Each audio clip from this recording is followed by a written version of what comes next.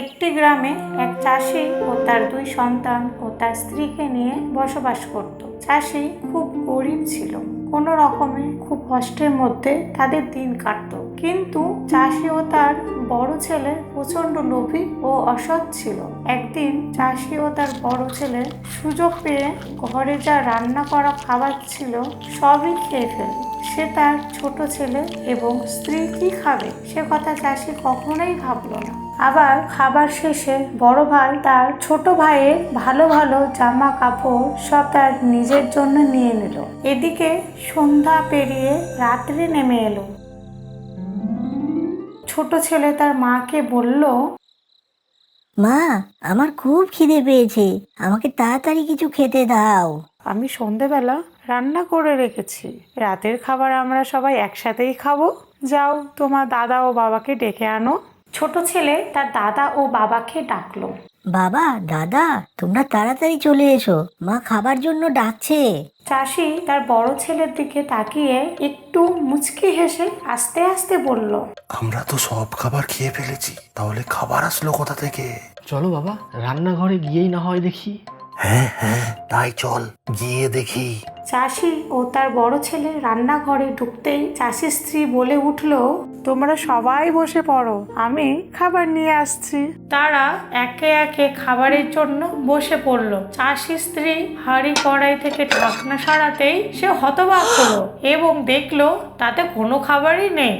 সন্ধ্যাবেলা আমি তোমাদের জন্য কত কিছু রান্না করলাম, আর এখন দেখি এখানে কোনোই খাবার নাই। এটা কি করে হলো কিছুই তো বুঝতে পারছি না।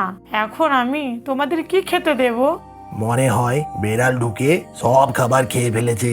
হ্যাঁ বাবা, আমি সন্ধ্যেবেলা দেখেছিলাম রান্নাঘর থেকে একটা বিড়াল বেরিয়ে যেতে।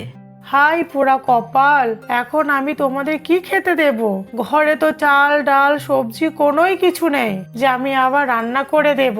সে কথা ভেবে আমার ভীষণ খারাপ লাগছে। কি আর করা যাবে বলো? যাই হোক, আমার বিশেষ খিদে নেই, আজ রাত্রিটা না খেলেও আমার চলে যাবে। ঠিক আছে, আমরা না হয় রাত্রিটা না খেয়েই থাকলাম, কিন্তু ছেলেদেরকে তো কিছু খেতে দেব। আমার সন্ধ্যে থেকেই পেট কেমন যেন ভার হয়ে আছে, রাত্রে আমি কিছুই খাবো না। মা, আমার তো ভীষণ খিদে পেয়েছে। চিন্তা করিস না বাছা, আমি তোর জন্য কিছু খাবার ব্যবস্থা করছি। চাষির স্ত্রী রান্নাঘরে থাকা একটি কৌটো থেকে কিছু মুড়ি ও আরেকটি কৌটো থেকে কিছু বাতাসা বের করে তার ছোট ছেলেকে খেতে দিল এবং সে খেতে শুরু করলো। খেয়ে নে বাচ্চা, খেয়ে নে, আজকের মতো কষ্ট করে খেয়ে নে। কাল থেকে আমি খাবার ভালো করে ঢেকে রাখবো আর রান্নাঘরের দরজা বন্ধ করে রাখবো। দেখি তারপর বিড়ালের খাবার কিভাবে খেয়ে যায়। তাই করবে। আচ্ছা, রাত্রি প্রায় অনেকটাই হলো, চলো সবাই ঘুমিয়ে পড়ি। আমাকে আবার সেই ভোরবেলা খুব তাড়াতাড়ি ঘুম থেকে উঠে কাঠ কাটতে যেতে হবে জঙ্গলে।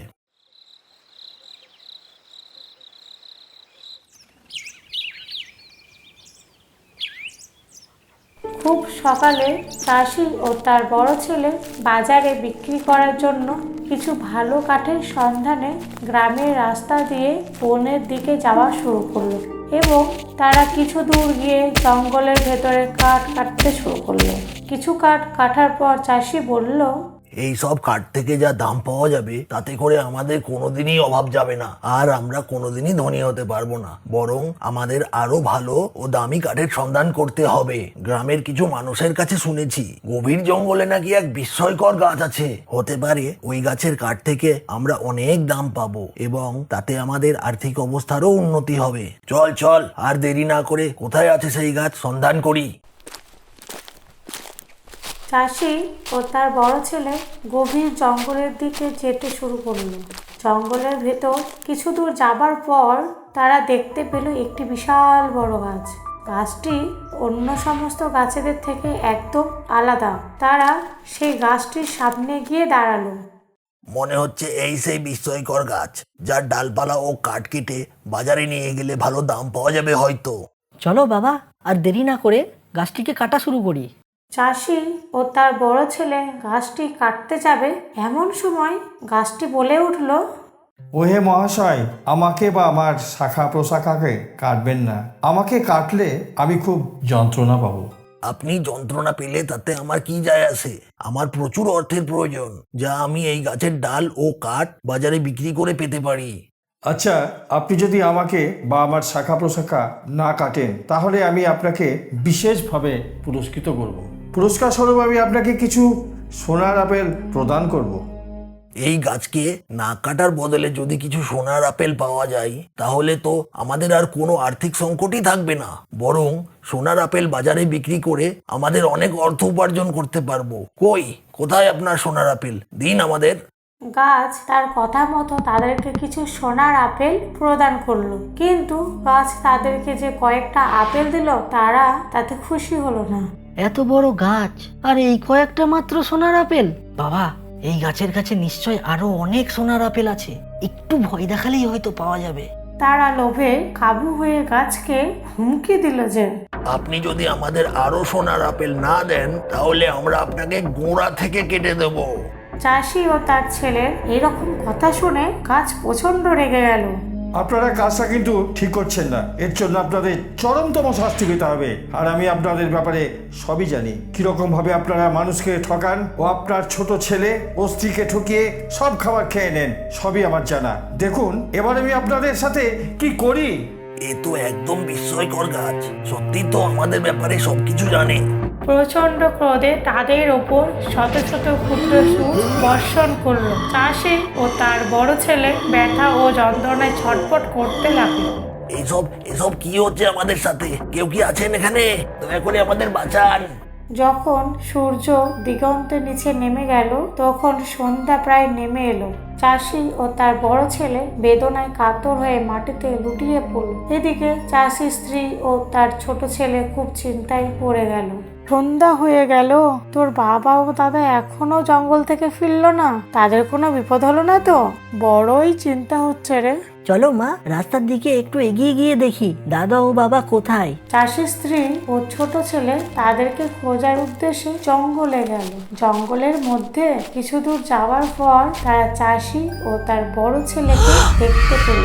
মা মা, ওই দেখো দাদা ও বাবা, মনে হচ্ছে ওই গাছের নিচে পড়ে রয়েছে। চাষির ছোট ছেলে দৌড়ে গেল তাদের কাছে এবং দেখতে পেল শত শত সূচ ফোটা অবস্থায় পড়ে রয়েছে এবং যন্ত্রণায় ছটফট করছে। এরকম অবস্থা তোমাদের কি করে হলো? আমরা লোভের বশবর্তী হয়ে খুব অন্যায় করেছি এই গাছের সাথে, তাই এই বিস্ময়কর গাছ আমাদের শাস্তি দিয়েছেন। আর আমরাও তোমাদের সাথে খুব অন্যায় করেছি। কাল রাত্রের খাবারও আমরাই খেয়ে ফেলেছিলাম আর মিথ্যা কথা বলেছিলাম যে বেড়ালে সব খাবার খেয়ে চলে গেছে। চাষির স্ত্রী ও তার ছোট ছেলে এইসব কথা কোনো গুরুত্ব না দিয়ে যন্ত্রণায় সহ্য করেও একে একে তাদের শরীর থেকে সমস্ত সূচ তুলতে শুরু করলো। সমস্ত সূচ তোলা হয়ে গেলে তারা গাছের কাছে ক্ষমা চাইলো।